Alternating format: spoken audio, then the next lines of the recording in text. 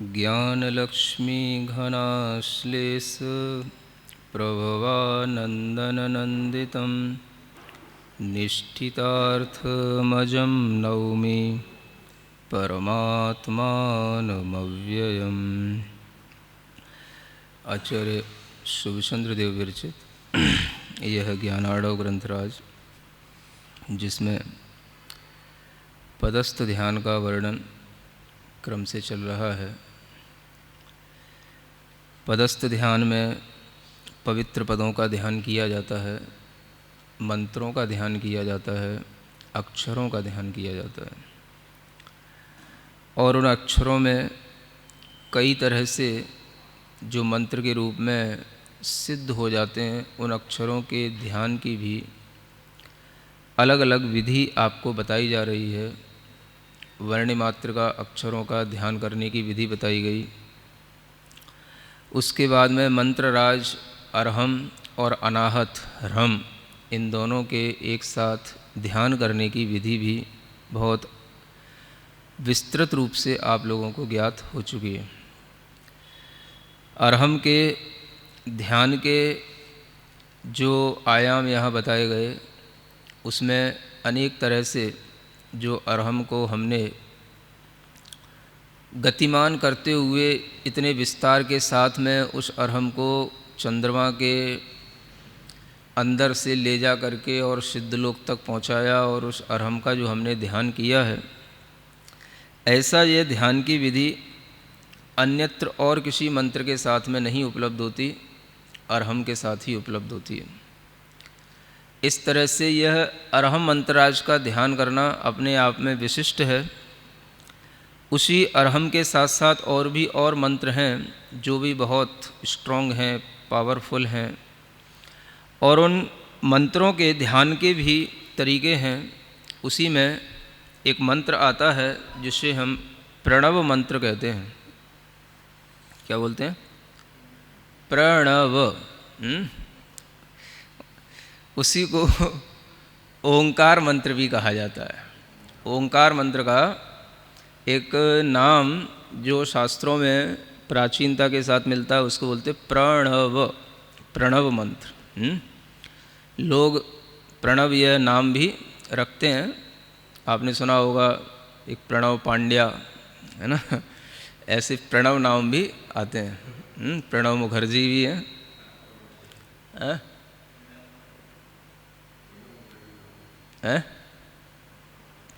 अभी भी है ना? अरे मेरा नाम नहीं, प्रणव। सुनने में नहीं आ रहा? तो यह जो ओंकार के ध्यान का ये जो भाव बताया जा रहा है, वो यहाँ पर प्रणव मंत्र के नाम से कहा जा रहा है। राष्ट्रपति महोदय जो पहले शायद हो चुके हैं, प्रणव मुखर्जी, है ना। तो प्रणव नाम भी अपने आप में ऊंचे पदों तक पहुंचाने वाला है है ना। तो इस मंत्र को ही ओंकार मंत्र कहा जाता है, और इसका एक अपर नाम प्रणव जाना जाता है। और यह ओंकार वैदिक परंपरा में भी बहुत प्रचलित है और जैन परंपरा में भी खूब प्रचलित है।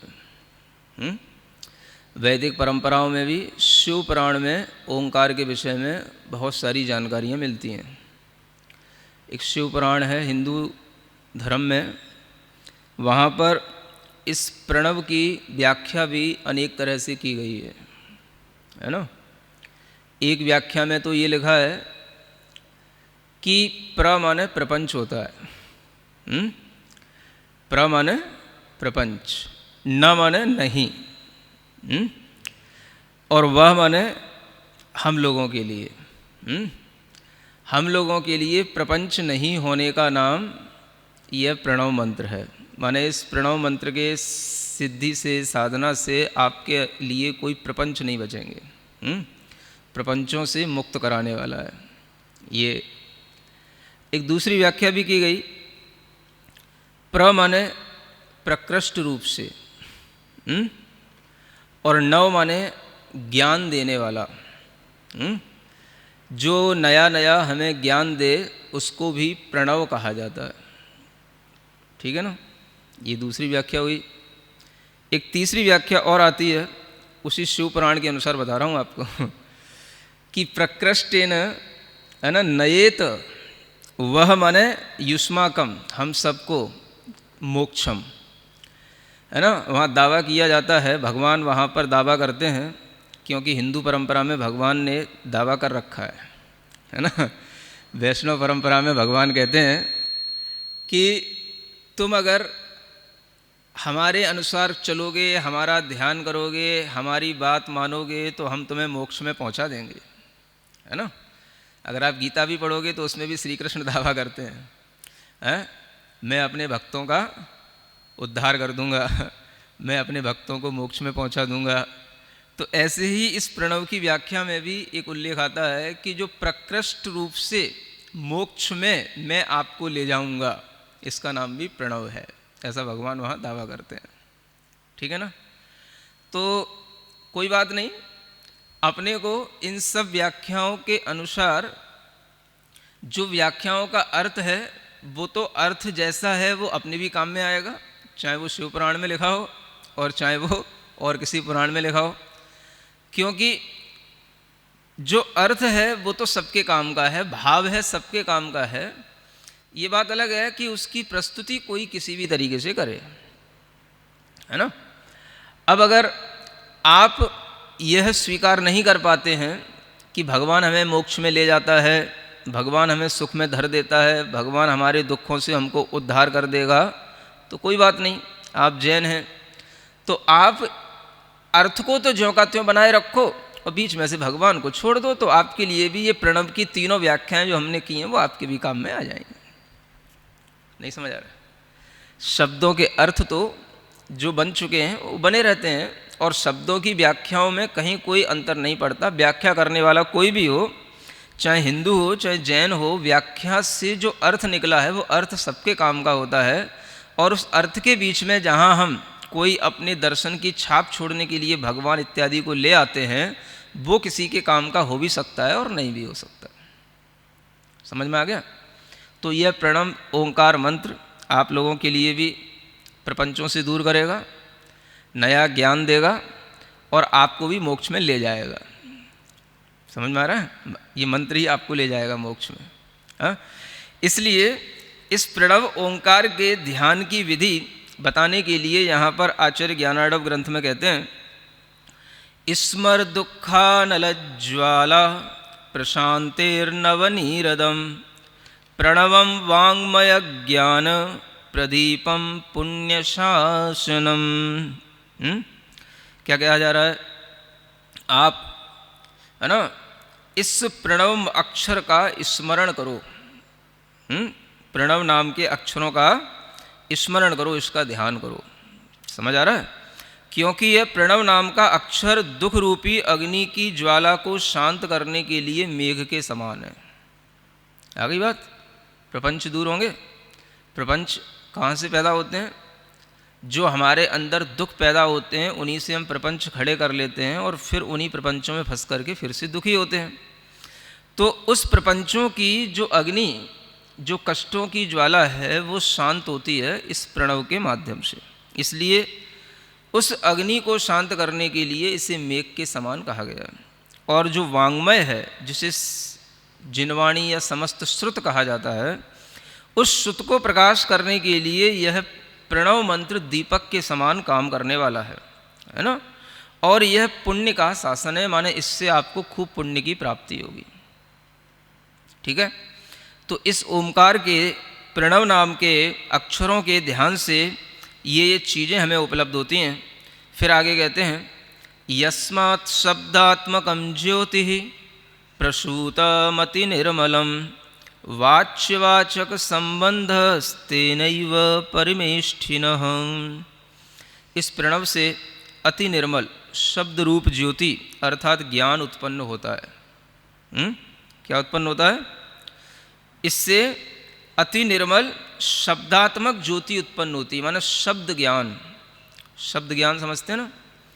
शब्दों का ज्ञान होना भी अपने आप में भीतर के ज्ञानावरण कर्म के क्षयोपशम से होता है, और मुख्य रूप से श्रुत ज्ञानावरण कर्म के क्षयोपशम से यह शब्द ज्ञान हमें प्राप्त होता है।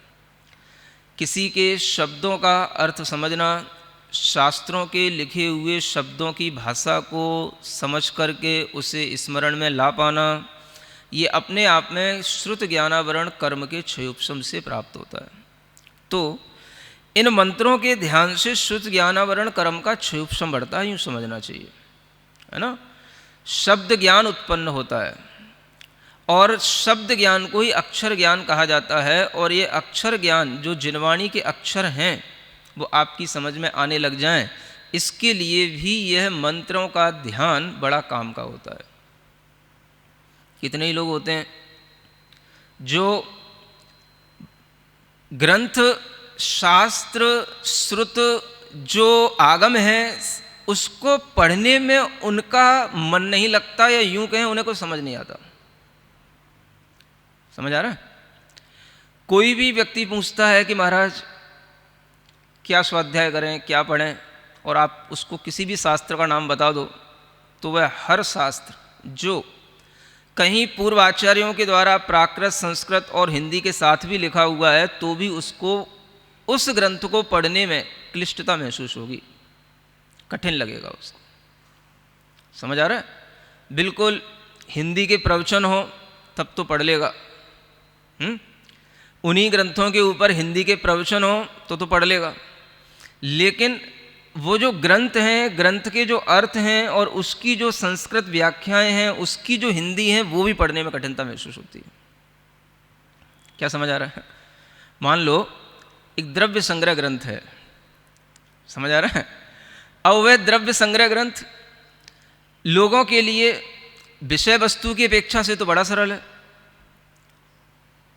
क्योंकि उसमें जीवादि 6 द्रव्यों का ही वर्णन किया गया, 7 तत्वों का ही वर्णन किया गया, और बड़ा सरल ग्रंथ है, गाथात्मक रूप में है। और वह ग्रंथ जो प्राकृत गाथा में लिखा हुआ है वह एक नेमीचंद सिद्धांति देव आचार्य के द्वारा लिखा हुआ है, और समस्त आगम का जो एक सार है कि 6 द्रव्य 7 तत्व पर श्रद्धान करके अंत में आप ध्यान करके और इन्हीं परमेष्ठी वाचक मंत्र आदि के ध्यान करने की भी उसमें प्रेरणा दी गई है कि ऐसा ध्यान करके आप अपने मोक्ष मार्ग को प्रशस्त बना सकते हैं।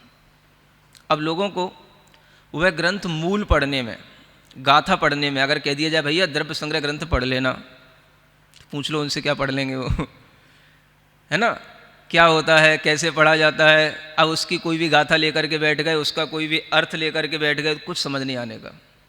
हाँ भैया ऐसा करो, अब आपको ग्रंथ की जो गाथाएं हैं वो गाथाएं समझ में नहीं आती हैं, तो उसकी जो टीका है एक ब्रह्मदेव सूरी की, उसका नाम है बृहद द्रव्य संग्रह ग्रंथ, वो भी प्रकाशित है, आप उसकी टीका के साथ उसको पढ़ लेना। वो पढ़ने बैठ गया, उसमें भी उसको कुछ समझ नहीं आने का। क्या समझ आ रहा है? क्योंकि शुरुआत से ही निश्चय नय से ऐसा होता है, व्यवहार नय से ऐसा होता है, ये शब्द नय है, ये अर्थ नय है। अब ना उसे नय मालूम, ना उसे व्यवहार मालूम, ना निश्चय मालूम। अब हर एक चीज़ की परिभाषा ढूंढने वो कहाँ जाए? समझ आ रहा है? तो मूल ग्रंथों से पढ़ना, समझना ये कठिन क्यों हो चुका है? क्योंकि आपके पास में ज्ञान तो है, लेकिन जो आगम को समझने के लिए ज्ञान आवश्यक है वो ज्ञान नहीं है। समझ आ रहा है? आगम के अक्षरों का, शब्दों का, पदों का अर्थ समझने का ज्ञान अलग होता है, और जो लौकिक ज्ञान है उसमें भी अक्षरों का उपयोग हो रहा है, वो ज्ञान अलग होता है।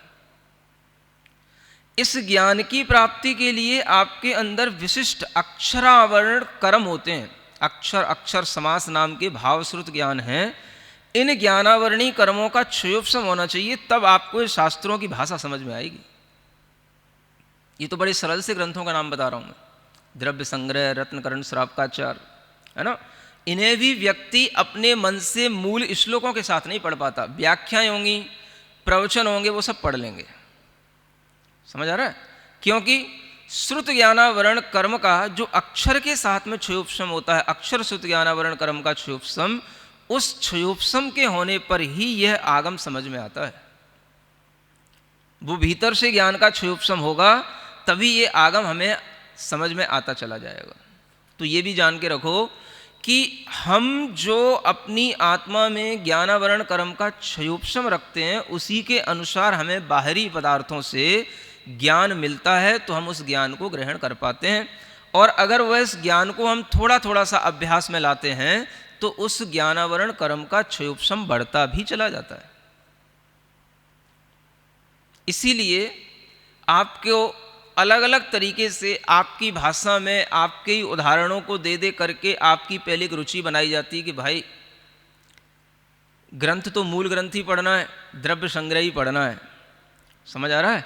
लेकिन अब आपको शास्त्रों की भाषा समझ में नहीं आ रही है, तो क्या करें?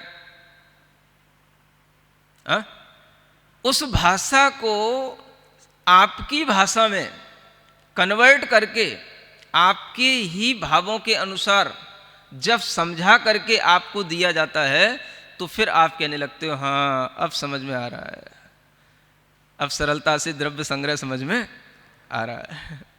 समझ आ रहा है? ये क्यों आने लग जाता है?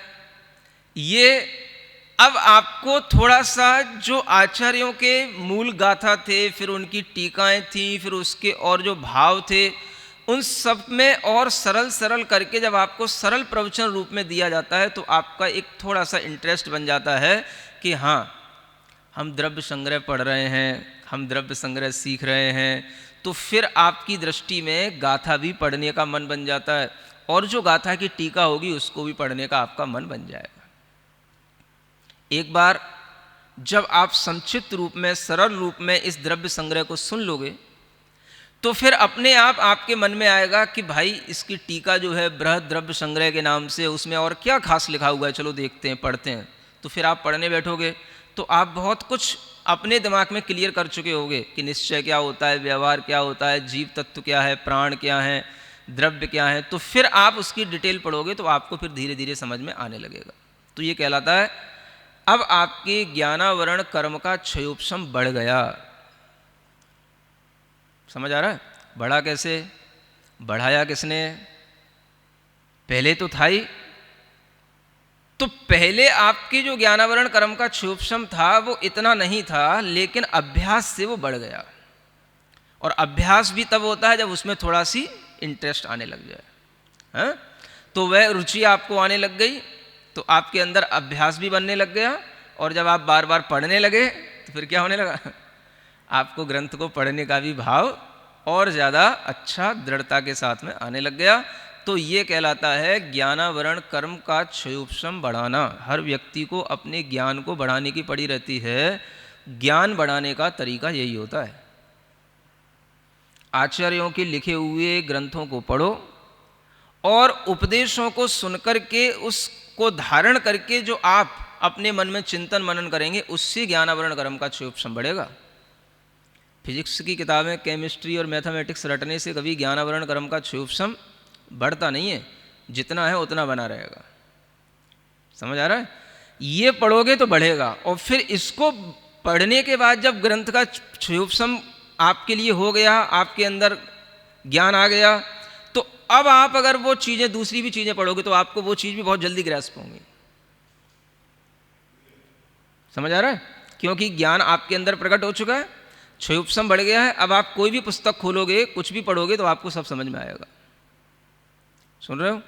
तो ये भी आपको जानकारी में होना चाहिए कि जब हम धर्म ग्रंथों को पढ़ते हैं, आगम ग्रंथों को पढ़ते हैं, तो उससे हमें डबल फायदे होते हैं। एक तो आगम ग्रंथ भी हमें समझ में आने लग जाते हैं, उनका भी अभ्यास बढ़ जाता है, और उसके साथ साथ फिर हम दूसरे भी लौकिक ग्रंथ पढ़ेंगे तो हमें वो भी समझ में आने लग जाते हैं। इससे डबल फायदे हैं।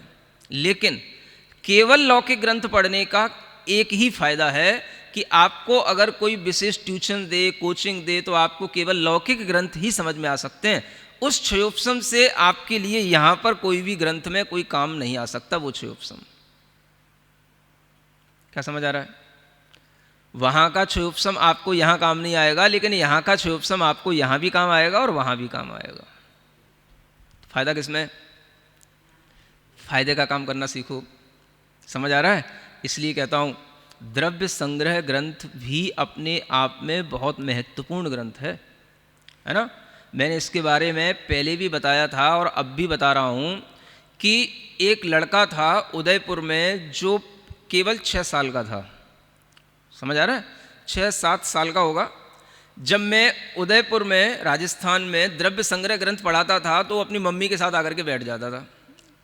पढ़ने आती थी उसकी मम्मी, समझ आ रहा है, और वो सुनता रहता था। पढ़ती थी उसकी माँ, बोलती थी उसकी माँ, लेकिन वो उसके बगल में बैठा बैठा सुनता रहता था। अब आप देखो कि उसके लिए अपने मन से केवल जो है सुनते सुनते सुनते सुनते अपने आप उसे वो गाथाओं को स्मरण में आने लगा और गाथा याद भी होने लगी उसको। सुन रहे हो? उसके माता पिता बताते हैं कि जब हम इसको कोई चीज़ पढ़ाते थे तो इसको बहुत कहना पड़ता था, बहुत रटाना पड़ता था, तब इसको कोई चीज़ याद होती थी। और जब से इसने ये ग्रंथ याद किया है, ये द्रव्य संग्रह इसको याद होने लगा है, इसको अब कोई भी चीज़ हम पढ़ाते हैं, इसको हर चीज़ बहुत जल्दी याद हो जाती है, बहुत जल्दी ये कैच कर लेता हर चीज़ को। मतलब कि उस बच्चे का क्षयोपशम इतना बढ़ गया कि पहले तो उसने केवल जीव अधिकार की जो 14 गाथाएं होती हैं, केवल मैंने उनको केवल उतना ही याद करने के लिए बोला था, तो उसने वो गाथाएं हमें सुना दी थी वहीं पर याद करके। फिर उसके बाद में 1 साल बाद, समझ आ रहा है, लगभग और 1.5-2 साल बाद वो जब आया तो उसने पूरा द्रव्य संग्रह मिनटों में सुना दिया, उसने याद करके पूरा याद करके लाया, पूरी 58 गाथाएं। समझ आ रहा है? ये क्षयोपशम बढ़ते हैं शास्त्रों को पढ़ने से। इसलिए मैं कहता हूँ कि आप लोगों को हमेशा ग्रंथ का आलम्बन लेकर के श्लोकों को सुनते हुए भी स्वाध्याय करने की रुचि डालनी चाहिए। समझ आ रहा है? केवल जो आप प्रवचन सुनने का भाव रखते हैं, वो प्रवचन सुनना आपके लिए उपयोगी हो सकता है, जल्दी समझ में आ सकता है, लेकिन अगर उसी प्रवचन में किसी ग्रंथ का आधार है तो वह आपके लिए बहुत ज़्यादा श्रुत ज्ञान को बढ़ाने वाला हो सकता है। क्योंकि आप उसमें क्या सुन रहे हैं? उपदेश के साथ साथ आप मूल आचार्यों की गाथाएं और उनके श्लोक भी सुन रहे हैं। उसके सुनने से भी, चाहे आपको समझ में आए या ना आए, आप अगर सुनते हैं तो ध्वनि आपके कानों में जब पहुंचती है तो आपकी श्रद्धा से आपके ज्ञान का क्षयोपशम भी बढ़ता है। क्या समझ आ रहा है? क्यों है? हाँ, अगर आपके पास ग्रंथ हो जाए और जो पढ़ाया जा रहा है वो अगर आप उस ग्रंथ को सामने रख करके उससे मिलाओ तो ये और ज़्यादा शास्त्र ज्ञान को बढ़ाने के लिए और ज़्यादा क्षयोपशम को बढ़ाने की बात हो जाती है। समझ आ रहा है? तो जो लोग ग्रंथों से डरते हैं, ग्रंथ सामने रखने से डरते हैं, उन लोगों के लिए मैं विशेष रूप से कह रहा हूँ कि हमेशा जो भी ग्रंथ आपको स्वाध्याय के रूप में, प्रवचन के रूप में दिए जा रहे हैं, उन ग्रंथों को आप अपने सामने रख कर के पढ़ें।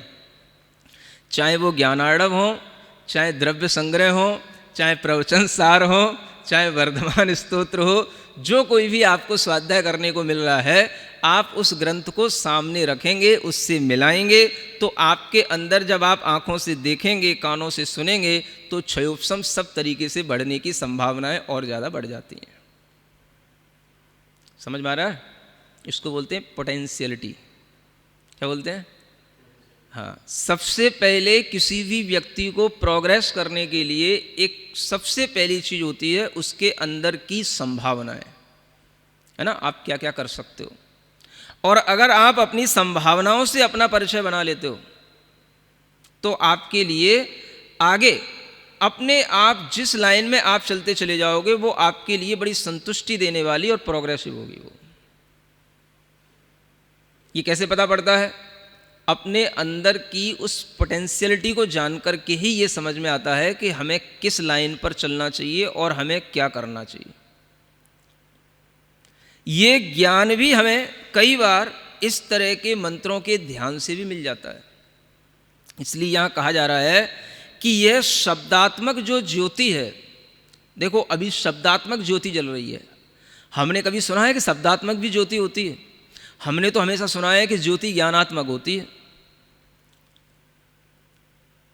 क्या समझ आ रहा है? आचार्यों ने हमेशा ज्ञान ज्योति की बात कही है। जब भी आप कहीं दीपक जलाते हो तो कहते हो भाई ज्ञान ज्योति जला रहे हैं। उसी के लिए आप हमेशा जो है एक मंत्र भी बोलते हो। तो ज्ञान ज्योति तो सबने सुनी, शब्द ज्योति भी होती है, कहीं नहीं सुनी ना? तो ये भी ध्यान रख लो, ये भी शब्द ज्योति भी होती है, ये भी यहाँ बताया जा रहा है ज्ञानार्णव शब्दात्मकम ज्योति।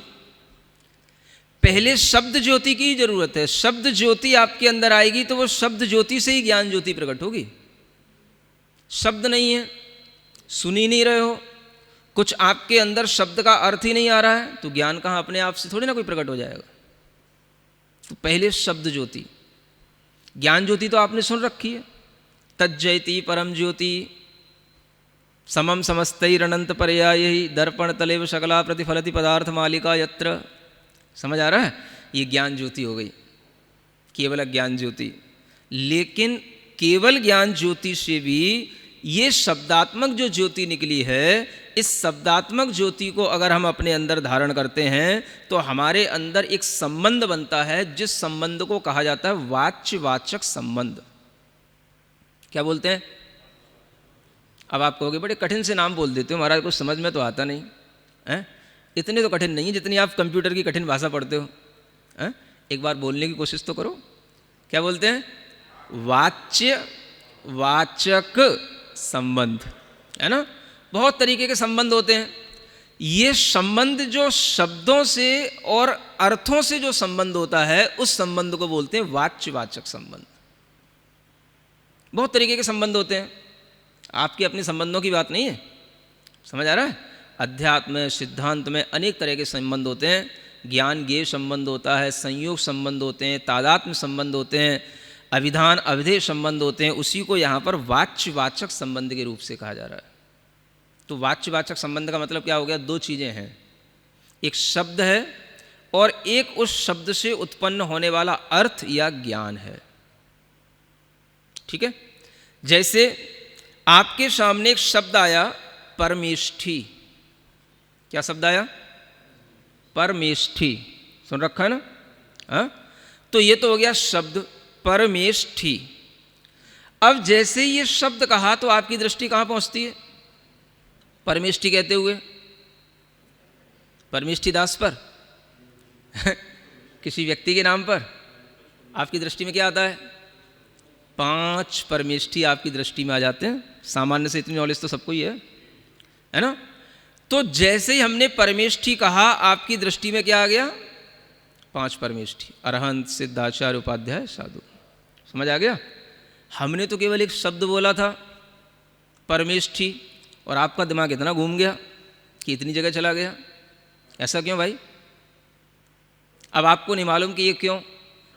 हम कहें कि आप बताओ ऐसा क्यों हो गया है?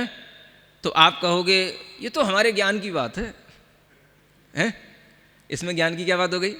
ये एक संबंध है, वाच्यवाचक संबंध है। अगर आपने कभी उस शब्द के अर्थ को जान रखा है तो कभी भी वो शब्द बोला जाएगा तो उस शब्द से संबंधित अर्थ आपके दिमाग में आ जाएगा। इसको संबंध को क्या बोलते हैं? वाच्यवाचक संबंध। वाक्य नहीं, वाच्य। समझ आ रहा है? ये वाच्यवाचक संबंध कहलाता है। कोई भी संबंध हो। अब आप यहाँ बैठे हो, हमने आपसे कहा घड़ा। क्या बोला? घड़ा, घड़ा। आप यहाँ बैठे हो लेकिन आपके दिमाग में घड़ा बन गया। आपके दिमाग में अपने आप आ गया। घड़े का मतलब कौन सा घड़ा? जिसमें पानी रखा जाता है। बस घड़ा कहते ही दिमाग में क्या आ गया? पानी रखने वाला घड़ा। पानी भी दिख जाएगा, घड़ा भी दिख जाएगा। ये कहलाता है वाच्यवाचक संबंध। समझ आ रहा है? यहां आपसे कोई शब्द बोला और उस शब्द में जो अर्थ था उस तक आपका ज्ञान पहुंच गया, आपने उससे अपना संबंध जोड़ लिया। इसी संबंध को जोड़ने का नाम कहलाता है वाच्यवाचक संबंध। तो यह जो मंत्र हैं, जैसे ओमकार मंत्र आ रहा है, यह प्रणव मंत्र कहलाता है, तो ये भी हमारे लिए एक वाच्यवाचक संबंध को जोड़ने वाला है। किससे? परमेष्ठी से, है ना? ओंकार में 5 परमेष्ठी गर्भित हैं और ये परमेष्ठी का वाचक मंत्र माना जाता है, शब्द माना जाता है। समझ आ रहा है? तो जैसे ही आप ओंकार बोलेंगे तो क्या आपके दिमाग में स्फुरित होगा? परमेष्ठी। है ना। तो ये वाच्यवाचक संबंध का जो ज्ञान होता है, इस ज्ञान को भी बढ़ाते चले जाते हैं हम इसके ध्यान से, जाप से, नाद से इत्यादि तरीकों से, है ना। तो जैसे हम अरहम का ध्यान, नाद, जाप इत्यादि करते हैं, ऐसे ही ओम के साथ भी किया जाता है। ध्यान करने के लिए भी यहाँ पर आचार्य कहते हैं, हृतिकंज कर्णिकाशीनम स्वर व्यंजन वेष्टितम स्फीतमत्यंत दुर्धर्षम देव दैत्येंद्र पूजितम। इसको ध्यान करने के लिए 3 श्लोक दिए हैं। तो उसमें ध्यान की विशेष विधि बताते हुए कहते हैं कि ध्यान करने वाला व्यक्ति संयमी होना चाहिए और वह अपने धैर्य के साथ में इसको ध्यान करे। कैसे करे? हृदय कमल की कर्णिका में स्थित स्वर और व्यंजन रूपी अक्षरों से बेढ़ा हुआ, बेढ़ा माने घेरा हुआ, उज्ज्वल, अत्यंत दुर्धर्ष, दुर्धर्ष बोलते हैं जिसका कि कोई भी खंडन ना कर सके, जिसे कोई काट ना सके, ऐसा यह मंत्र देव और दैत्यों के इंद्रों से पूजित, इसको जो है ध्यान करते हुए क्या करना? ऐसा ध्यान करना कि मानो ये हमारे मस्तक में स्थित जो चंद्रमा की रेखा के अमृत से घुल रहा हो, गीला हो रहा हो, है ना। और यह महाप्रभाव से संपन्न है, कर्म रूपी वन को जलाने में समर्थ है, और ऐसे इस महातत्व को, महाबीज को, महामंत्र को, महान पदों को ध्यानी कुंभकेन विचिंतयेत। श्लोक नंबर 35 में लिखते हैं कि वह कुंभक के साथ इसका भी चिंतन करे। मतलब यह है कि मंत्रों के चिंतन में कुंभक का एक प्रयोग आपके लिए बताया जा रहा है ना। ध्यानी कुंभकेन चिंतयेत। कैसा चिंतन करे? शरत चंद्र निभम, माने शरत कालीन चंद्रमा की आभा के समान, है ना।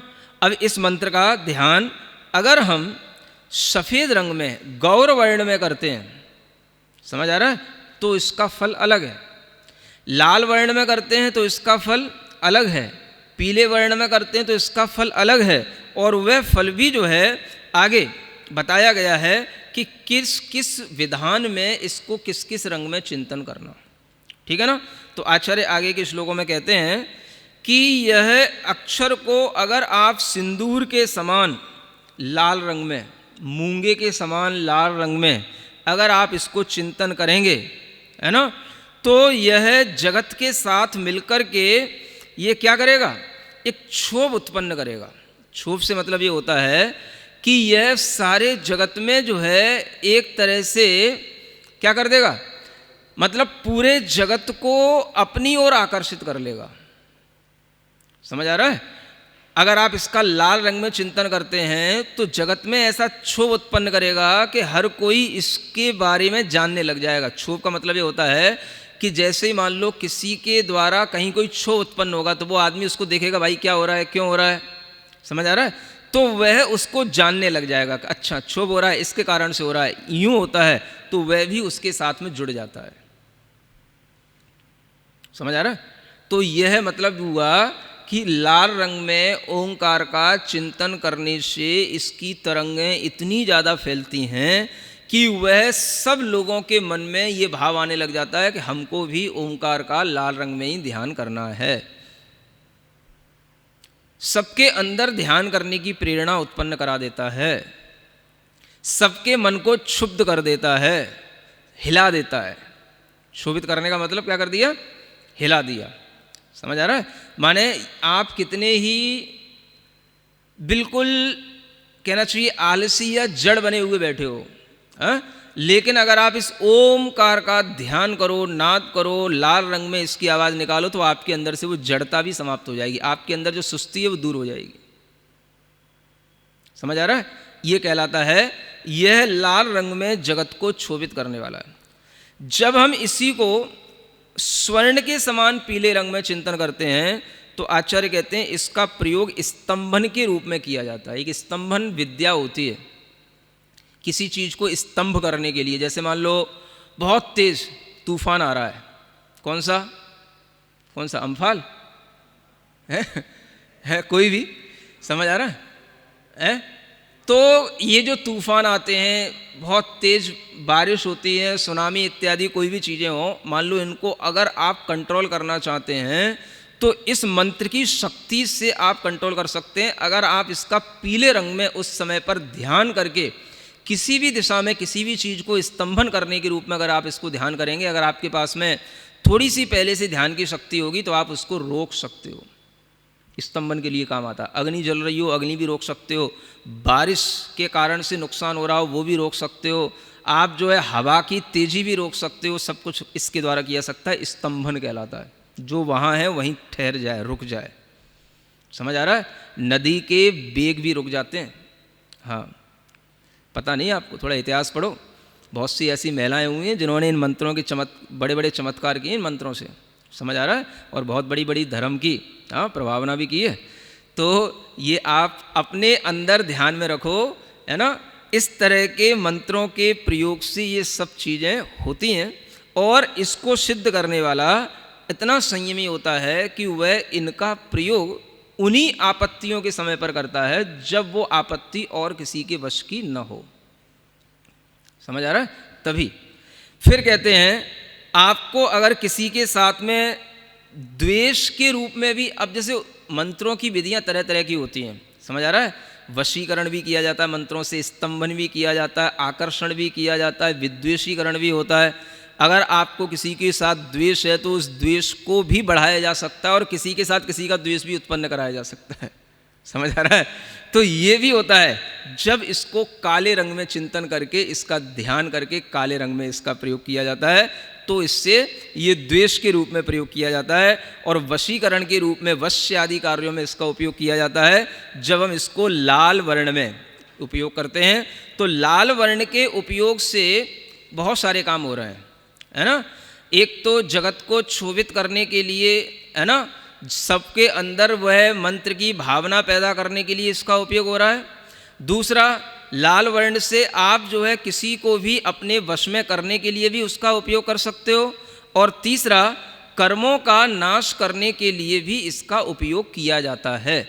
माने कर्मों का क्षय करने के लिए भी आप जो है इसका उपयोग कर सकते हो। और कहा जा रहा है कि अगर आप इसको चंद्रमा के समान श्वेत वर्ण में उपयोग करेंगे तो भी आपके लिए यह कर्मों का नाश करने के लिए कारण बनेगा, है ना। तो कर्मों का नाश करने के लिए मुख्य रूप से चंद्रमा के समान श्वेत वर्ण में इसका चिंतन करो तो कर्मों का नाश होगा। विशुद्धि बढ़ाने के लिए हमेशा सफ़ेद रंग में ही चिंतन किया जाता है ना। तो आप अरहम का भी सफ़ेद रंग में करते हो तो ओम का भी सफ़ेद रंग में कर सकते हो, है ना। तो सफ़ेद रंग में जो है वो हमारे कर्मों का नाश और विशुद्धि को बढ़ाने के लिए चिंतन होता है। बाकी लाल आदि वर्णों में अनेक वश्य आदि प्रयोगों को करने के लिए किया जाता है। इस तरह से यहाँ पर इस ओंकार मंत्र के ध्यान करने का ये विधान बताया गया है और इसके ध्यान के ये फल बताए गए हैं। अब आपको इसका ध्यान कहाँ करना, किस अक्षर के साथ, मतलब किस रंग के साथ करना, ये आप अपने उद्देश्यों पर निर्भर करें। और ये भी ध्यान रखें कि आचार्यों ने ये भी कहा है कि अगर आप और कोई भी उद्देश्य लेकर के किसी भी प्रकार से मंत्र की सिद्धि या मंत्र का ध्यान करते हैं तो उसके अनेक तरह के नकारात्मक फल भी आपको प्राप्त हो सकते हैं। समझ आ रहा है? अगर आप किसी को स्तंभन, द्वेष, वश्य आदि करने के लिए इनका उपयोग करते हैं तो उससे आपके लिए अनेक तरीके के आपत्तियां भी आ सकती हैं, है ना। इसलिए हमेशा मंत्रों का उपयोग किसी भी प्रकार के दुर्भाव के साथ नहीं करना चाहिए और मंत्रों का उपयोग किसी भी प्रकार के घटिया उद्देश्यों के साथ में नहीं करना चाहिए। समझ आ रहा है? हाँ, इसके साइड इफेक्ट बहुत होते हैं। हाँ, तो इसका उपयोग आप किसके लिए करें? कर्म के क्षय के लिए, कर्मों की शांति के लिए करें। समझ आ रहा है? तो वह आपके लिए लाभदायक सिद्ध होगा। ठीक बात। और इस मंत्र का उपयोग यदि आप इस रूप में करेंगे तो आपकी विशुद्धि भी बढ़ेगी।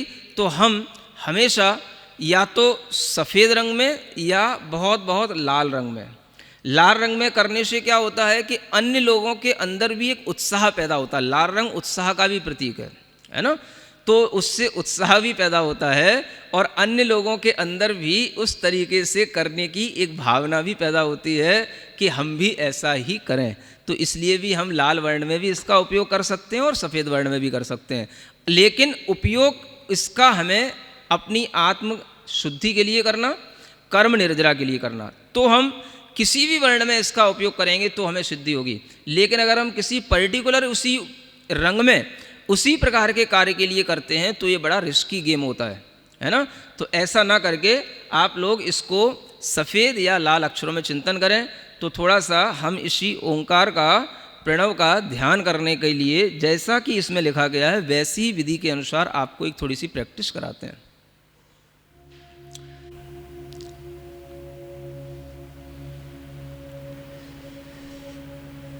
कमर सीधी, गर्दन सीधी, आंखें बंद रखें, चेहरे को प्रसन्न बनाएं, गहरी लंबी श्वास हृदय तक ले जाकर रोकें। महसूस करें हमारा मन प्रसन्न है। हृदय में बहुत छोटा सा सूक्ष्म रूप से एक कमल है जो हमारी ध्यान से, श्वास के प्रभाव से विकसित हो रहा है। फिर से गहरी लंबी श्वास लें, हृदय स्थान पर रोकें और महसूस करें एक सुंदर सा कमल हमारे हृदय स्थान पर विकसित होता हुआ हमें दिखाई दे रहा है।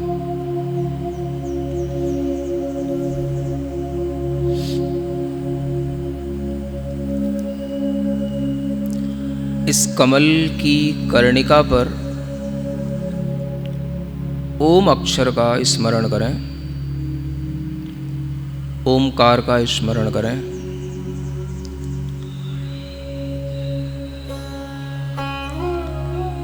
इस ओम की आकृति को अपने मन में लाने के लिए इस ओम का एक बार नाद करें।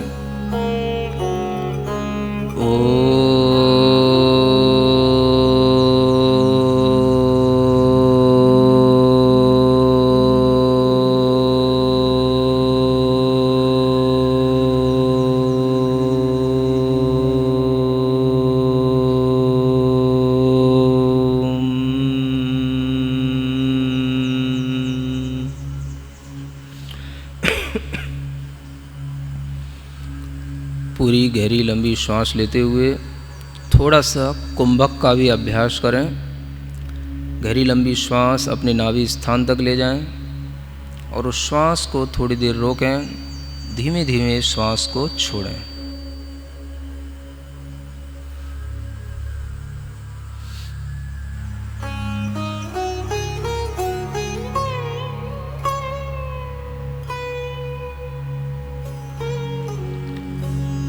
फिर से अपना मन पूरा हृदय स्थान पर लाएं। हृदय कमल की मध्य कर्णिका पर ओंकार का स्मरण करें। उस कमल के चारों ओर बहुत सारे पत्ते हैं, दल हैं, कमल की पाखुड़ियाँ खिली हुई हैं। उन पाखुड़ियों पर हम स्वर और व्यंजनों का स्मरण करेंगे। पहली पाखुड़ी पर स्वरों का अंकन्यास करें। अ आ, इ ई, उ ऊ, री री री, लिरी लिरी, ए ऐ, ओ औ, अंग ह। उसी के बगल में दूसरी पाखुड़ी पर क वर्ग का पूरा उल्लेख करें। क ऊपर से कमल दल की पाखुड़ी के ऊपरी सिरे से निचले सिरे की ओर लाते हुए कर्णिका की ओर आते हुए क, उसके नीचे ख, ग, घ, ञ। उसी के बगल में च वर्ग च, छ, ज, झ ङ। उसी के बगल में ट वर्ग ट ठ ड ढ ण। उसी के पास त वर्ग त थ द ध न। उसी के बगल की पाखुड़ी पर प वर्ग का प फ ब भ म। उसी के बगल में य र ल व। उसी के पास अंतिम पाखुड़ी पर श स क्ष ह। सभी स्वर और व्यंजनों से युक्त हृदय कमल पर ओंकार का स्मरण करते हुए गहरी लंबी श्वास लेंगे और उस श्वास को रोके रखते हुए अपने माथे पर उस ओम का चिंतन करते हुए मस्तक से चंद्रमा की आकृति की एक रेखा मस्तक पर महसूस करते हुए अनुभव करेंगे कि वहाँ से कुछ अमृत जैसा झर रहा है, जिससे यह ओम सिंचित हो रहा है। और यह ओम उस अमृत के सिंचन के साथ में धीमे धीमे मेरे पूरे शरीर में व्याप्त हो रहा है।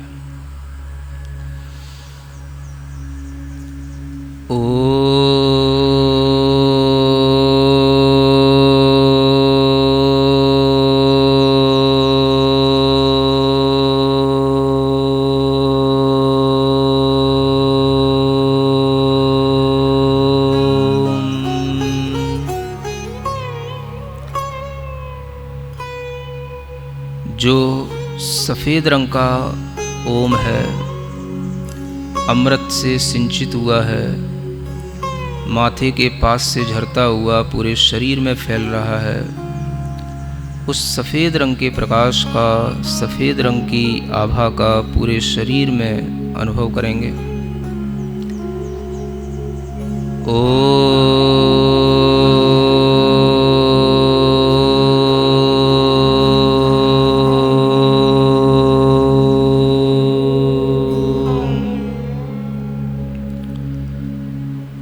एक गहरी लंबी श्वास लेते हुए एक ओम को अपने नाभि स्थान पर स्थित देखेंगे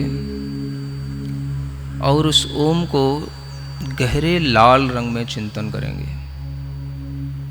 सिंदूर के समान गहरे लाल रंग का, रक्त के समान लाल रंग का, और उस ओम को भी पूरे शरीर में फैला हुआ अपनी रक्त कणिकाओं के साथ मिश्रित होता हुआ महसूस करेंगे।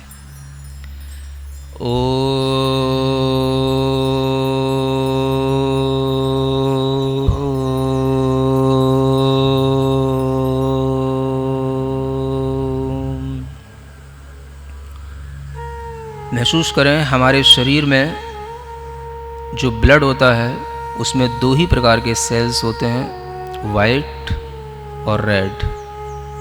और ओम के दोनों प्रकार के रंगों के स्मरण से हमारे ब्लड के सभी सेल्स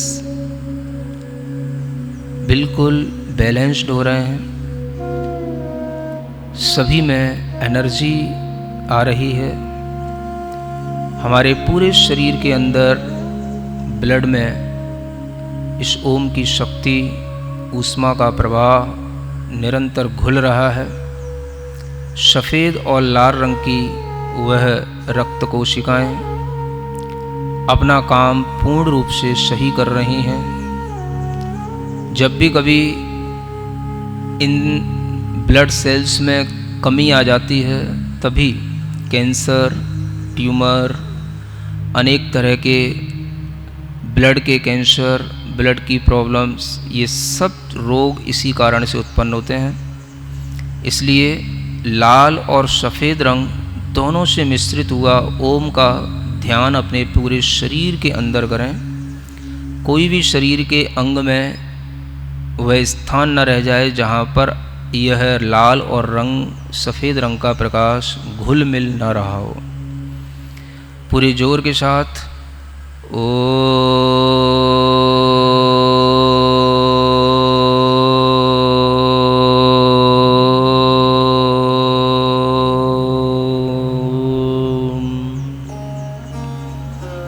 पुनः एक बार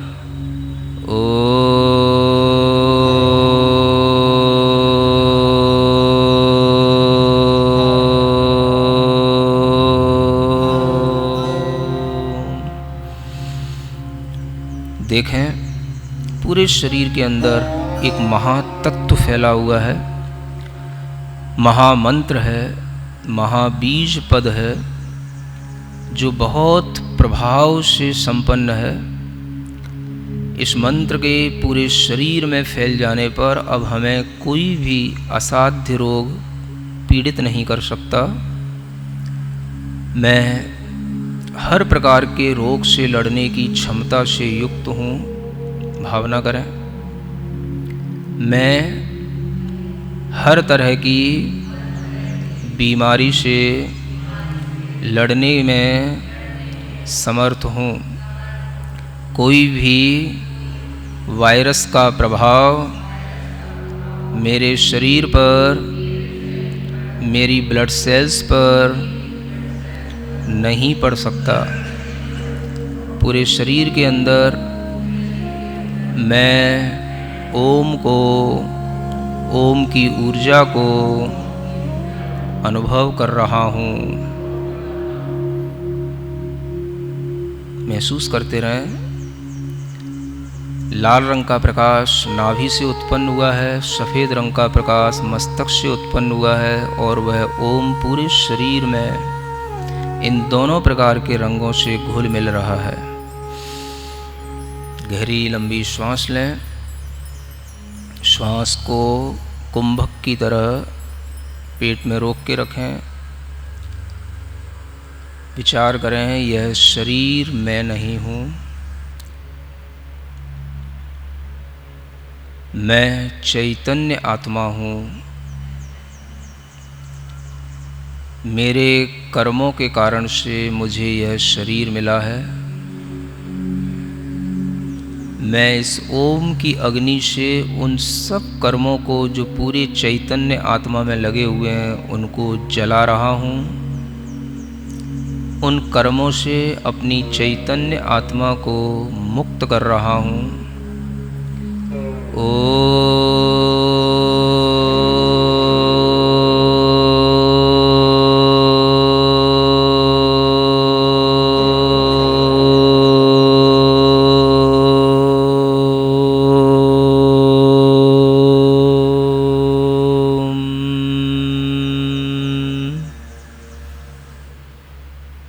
महसूस करें, पूरे शरीर में फैली हुई चैतन्य आत्मा से जुड़े हुए सभी कर्म भाग रहे हैं, नष्ट हो रहे हैं, दब रहे हैं और मेरा आत्मा शुद्ध हो रहा है, स्वस्थ हो रहा है।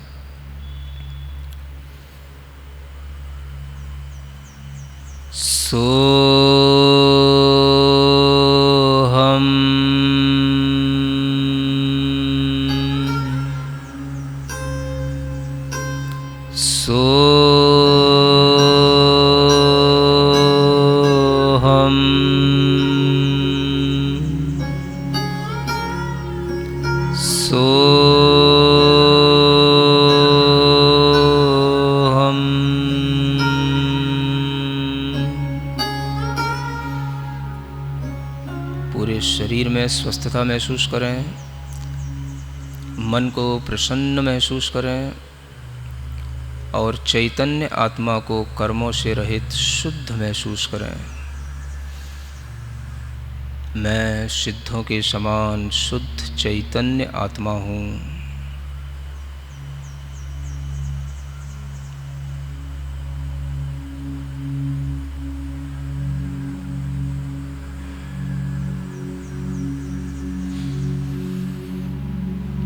अपनी दोनों हथेलियां घिसकर आँखों पर रखें। ओम अरहं परम शांतिः। ओम अरहं परम शांतिः। ओम अरहं परम शांतिः।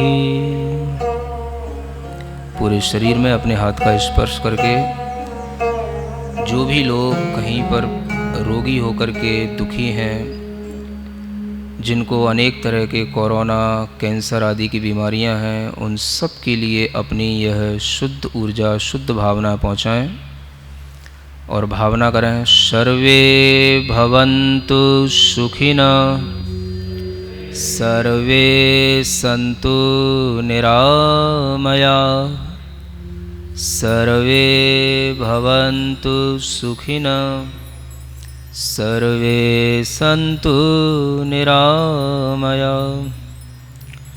जीवन्तु जन्तवः सर्वे, जीवन्तु जन्तवः सर्वे, व्याधिव्यसनवर्जितं, व्याधिव्यसनवर्जिता।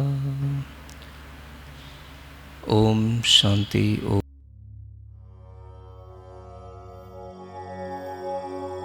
ओम